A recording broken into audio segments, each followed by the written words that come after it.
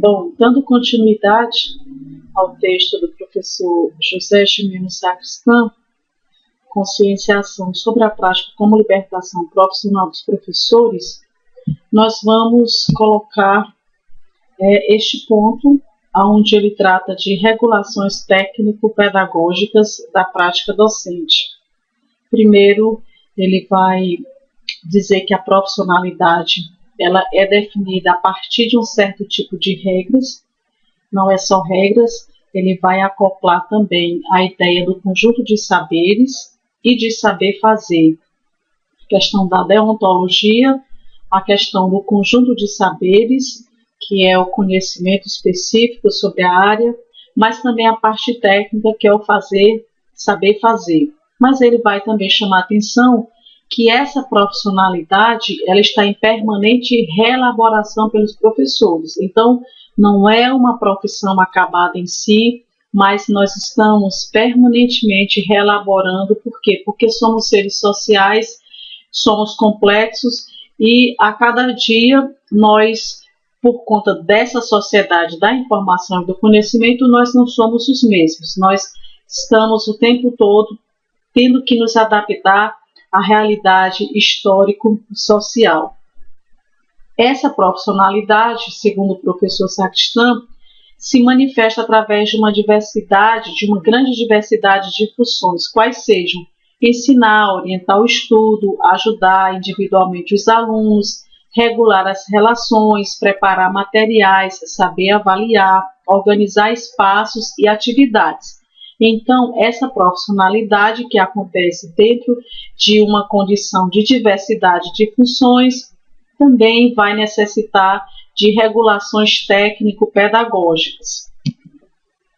Para tanto, ele continua dizendo que o apoio do conhecimento à prática é precário, convertendo-se numa das causas que levam muitos professores a agir de acordo com as suas convicções e com mecanismos adquiridos culturalmente através da socialização, mais do que com o suporte do saber especializado de tipo pedagógico. Então, essa prática de muitos profissionais que não vem embasada por um conhecimento, um saber especializado, é uma prática deficitária em termos de conhecimento. Pessoal, vale lembrar que o professor Sacristã, ele defende a ideia de que a prática pedagógica possa gerar teoria. É por isso, mas essa prática, para gerar teoria, ela precisa também advir de um suporte do saber especializado do tipo pedagógico, para que uma prática bem abalizada teoricamente, assim gere nova teoria. É necessário, segundo o professor Sacristã, incentivar a aquisição de uma consciência progressiva sobre a prática, sem desvalorizar a importância dos contributos teóricos. Então, há uma preocupação do professor em deixar claro que ele não está desconsiderando o arcabouço teórico, não, de forma nenhuma. Mas é preciso que nós tenhamos consciência sobre qual é a minha prática pedagógica, como é que eu faço, como é que eu desenvolvo, o que eu pretendo com a minha prática pedagógica quando eu entro em sala de aula. É preciso que eu tenha uma consciência, e não é uma consciência que eu vou ter da noite para o dia, é uma consciência progressiva no fazer a prática no dia a dia, no desenvolver a prática no dia a dia. Mas eu não posso esquecer que essa prática pedagógica, ela advém de um contributo teórico. Assim, a análise teórico-prática da profissionalidade docente obriga a uma compreensão do ofício do professor. Então, se eu tenho clareza quanto a teoria que embasa a minha prática, é claro que eu vou conseguir compreender melhor o ofício que eu desenvolvo, que eu faço em sala de aula, que eu desenvolvo em sala de aula. Nesse sentido, o professor Sacristã, ele vai citar um outro autor chamado Tom, em que esse autor ele vai colocar para nós que é preciso conceber o ensino a partir de 4 pressupostos, quais sejam Primeiro, encarar o ensino como ofício composto de saberes práticos adquiridos pela experiência. Pessoal, aquilo que nós já discutimos, nós aprendemos a ser professor na academia, nós aprendemos a ser professor com os outros pares, com os alunos, estudando por conta própria. Então, há uma infinidade de possibilidades que a gente pode aprender a ser professor. E aqui, esse autor chamado Tom está defendendo que é preciso que a gente compreenda, que a gente encare o ensino como um ofício prático que a gente adquire através da experiência. Encarar o ensino como uma derivação do conhecimento, isto é, como a aplicação de uma ciência. Eu, por exemplo, sou formada em pedagogia, é uma ciência. E o ensino que eu desenvolvo em sala de aula é uma aplicação dessa ciência, é uma derivação dessa ciência. Encarar o ensino como uma arte que exprime a criatividade individual de quem o realiza.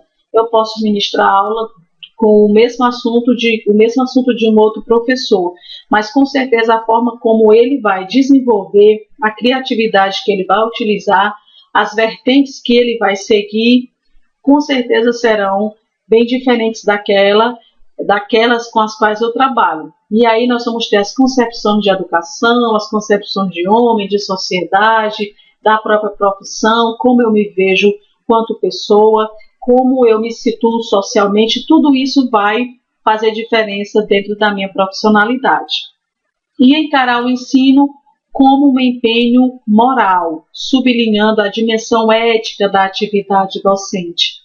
A nossa atividade, se nós trabalhamos com os saberes, com os conhecimentos, mas nós não podemos prescindir que nós trabalhamos com os aspectos morais, sublinhando a dimensão ética da nossa atividade docente. E dentro desse último aspecto de encarar o ensino, esse mesmo autor, que é o Tom, ele vai dizer o quê? Que é preciso, dentro do aspecto moral, do desempenhar moral da nossa profissão e do ensino, é preciso a gente considerar a distribuição desigual de poder entre professores e alunos, transformando essa relação num problema moral, a necessidade de seleção de conteúdos, segundo critérios que obrigam a tomadas de posição e a juízos de valor, a articulação entre as questões do ensino e as problemáticas sociais mais vastas. Vejam que nesse aspecto nada ficou fora dentro do contexto social em que nós estamos enlaçados e que, portanto, a nossa profissão não pode passar por longe desses aspectos, mas ela vem, de uma certa forma, embrenhada de todos esses aspectos que cabe ao professor saber desatá-los, como disse o nosso autor Daniel Ramelini, atar e desatar através de ações sensatas. Nós procedemos com esse tópico, o ensino como acumulação ou repertório de esquemas práticos, a impossibilidade de ateoricismo. Voltando a dizer, o professor ele não se coloca contra a teoria. Mas vamos aqui, ele vai tratar de esquemas práticos e de esquemas estratégicos. Para ficar um pouco mais didática essa explicação, nós vamos tratar primeiro dos esquemas práticos, que nós vamos iniciar com a definição. Esquemas práticos são rotinas orientadas para a prática, o próprio nome já está dizendo. É aquilo que o professor planeja no seu plano de aula, no seu plano de curso, as rotinas do dia a dia. Então, é aquele esquema que ele entra na sala de aula, que ele tem ideia de como vai iniciar, como vai acontecer e como vai terminar a sua aula.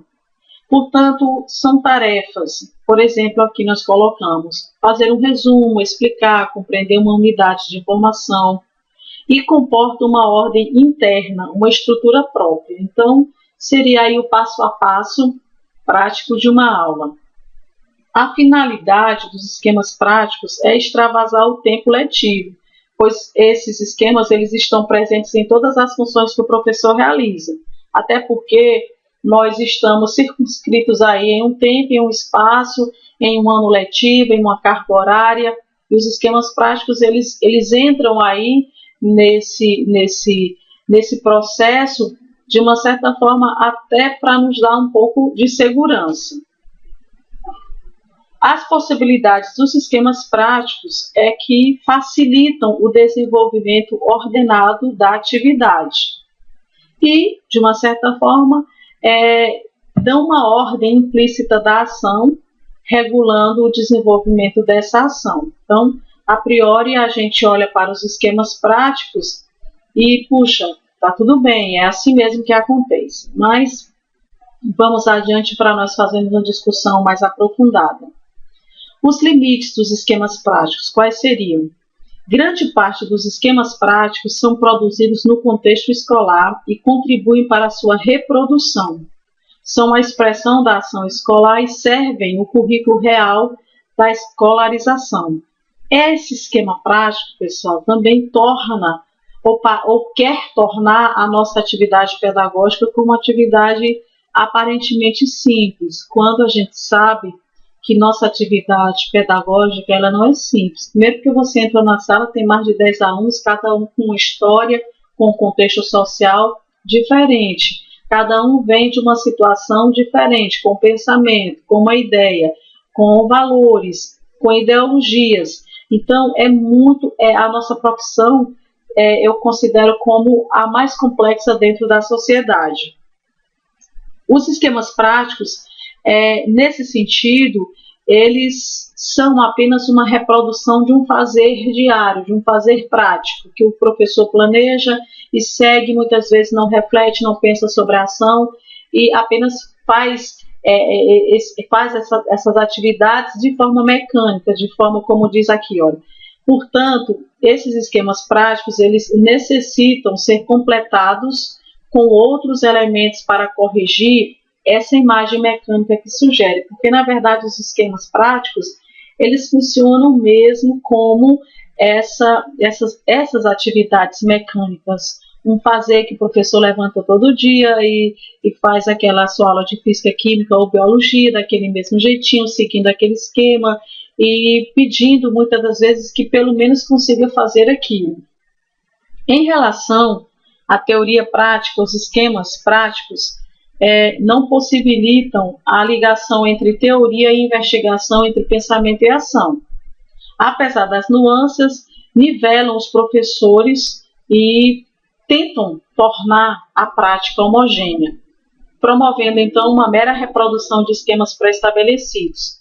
Então, os esquemas práticos, pelos esquemas práticos, pessoal, eles não promovem uma discussão sobre contextos críticos, sobre contextos históricos sociais, onde nós possamos estar fazendo inferências, onde nós possamos estar, pelo menos, suscitando discussões e alertando os nossos alunos. Então, o professor está ali com a sua aula, o seu esquema para aquela aula, digamos, sobre proteína ou sobre um outro assunto. Tem um esquemazinho ali para dar aquela aula, mas um esquema desprovido de uma discussão, de uma reflexão, e, portanto, os esquemas práticos fazem isso com a nossa profissão e com os professores, nos nivelam e apenas nos induzem a reproduzir um esquema, uma educação pré-estabelecida.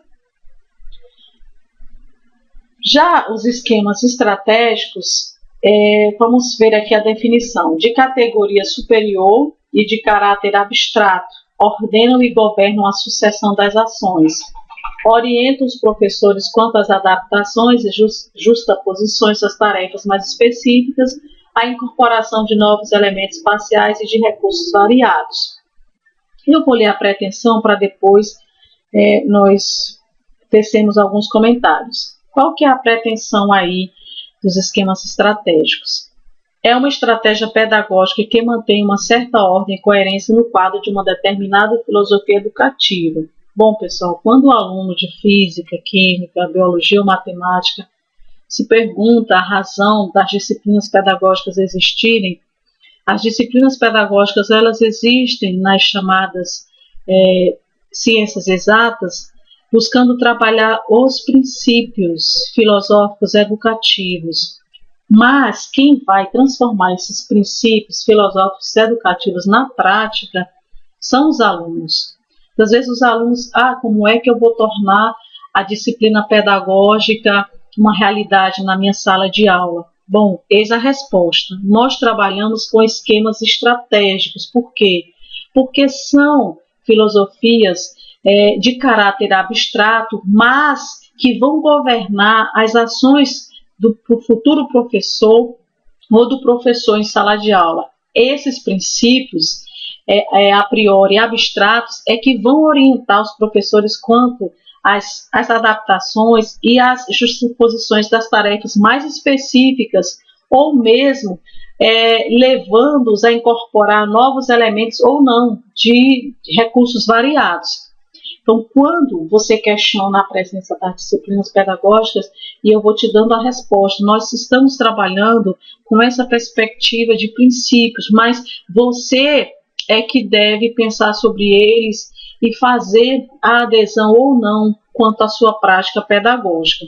Portanto, os esquemas estratégicos têm como função ordenar o pensamento, a intencionalidade, as operações e as ações. Então, você está lá com o seu plano de aula, você vai dar uma aula de biologia, de química, física, matemática, e você está com esse plano de aula. Quais são os princípios que vão ordenar o seu pensamento, a sua intencionalidade, o seu fazer? Então, qual é a sua filosofia educativa? E aí você vai se reportar às discussões que as disciplinas pedagógicas tentaram fazer ao longo da sua formação, porque são esses princípios que você vai ou não aplicar na sua prática pedagógica.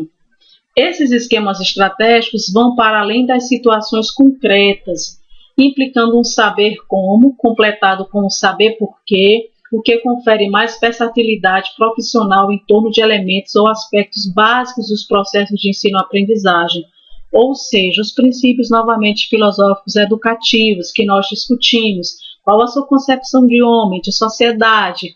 Qual a sua concepção de educação? Que ser humano você quer formar? Qual é a sua contribuição para o contexto onde você está inserido?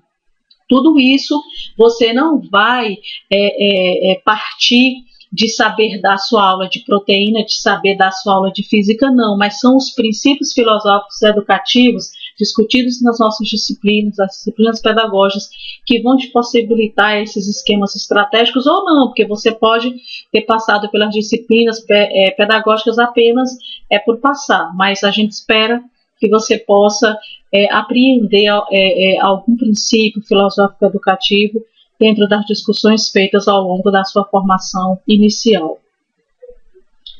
Bom, então, nesse sentido, como que como que deve ser, ou como acontece a relação teoria-prática dentro dos esquemas estratégicos? A teoria, ela deve estar a serviço da prática. Então, é aquela teoria que não vai embasar a sua prática, e aí a gente volta de novo à discussão. As disciplinas pedagógicas trabalham com a teoria a nível de filosofia, a nível de abstração, a nível de princípio, mas o nosso objetivo é que quando você estiver lá na prática, você possa estar fazendo a adesão à educação redentora, à educação transformadora, à educação reprodutora, que você possa estar fazendo essa justaposição na sua prática. O conhecimento realmente operativo na prática pedagógica é o que justifica os esquemas práticos que se exercem. Então, como é que você vai desenvolver os esquemas práticos? A partir do conhecimento.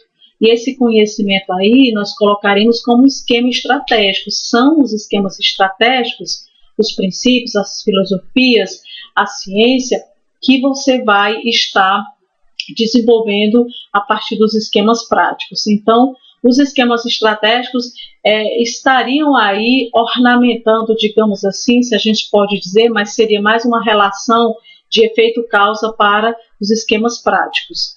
O conhecimento científico como instrumento de formalização da boa prática, mais do que a origem das propostas de ação. Então, o conhecimento científico na verdade, alicerçando, servindo como instrumento para uma boa prática. Nós colocamos, por último, a diferença entre esquemas práticos e de esquemas estratégicos. Aí dissemos, segundo o professor Sacristã, que um esquema prático é uma rotina. Não tem nada de errado, pessoal, com a rotina, desde que essa rotina ela seja regulada por um princípio a nível intelectual e prático, isto é, uma ordem consciente na ação.